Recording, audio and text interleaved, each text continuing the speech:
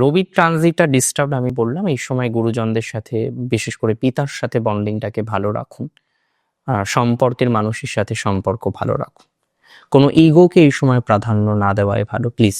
Ego অনেক সময় জিতে যায়, সম্পর্কটা হেরে যায়। সম্পর্কটা জিতুক, ইগো হারুক না। আর যখন সম্পর্কে আছেন না, আপনি আর সে এখানে কিন্তু আপনারা হয়ে যান। তাই এখানে একজনের জেতা বা একজনের হারা কোনো ব্যাপার নয়, হয় দুজনাই জিতবেন জানবেন, অথবা জানবেন দুজনাই হারছেন। তাই আমি একটা সাজেশনই দেব, হয়তো আপনাদের অনেকের থেকে আমার বয়স কম, আবার অনেকের থেকে আমার বয়স বেশি।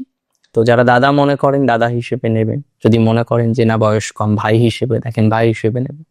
সম্পর্কে এই সময় ইগোটাকে গুরুত্ব দেবেন না। এবং থার্ড পার্টি ইনফ্লুয়েন্স, অনেক সময় এটা নয় যে আপনার হাজবেন্ড বা ওয়াইফ আরেকটা রিলেশনশিপে আছে, বাট ইনফ্লুয়েন্স বিভিন্ন ভাবে আসতে পারে। অন্য কেউ, তার হয়তো পছন্দ নয় আপনাদের সম্পর্কটা, সে ইনফ্লুয়েন্স করছে। আপনি কেন অপরের পাতা ফাঁদে পা দেবেন? এটা করা যাবে না, প্লিজ ডোন্ট ডু দ্যাট। এটা করা যাবে না, এটা সমস্যা ক্রিয়েট করতে পারে। সো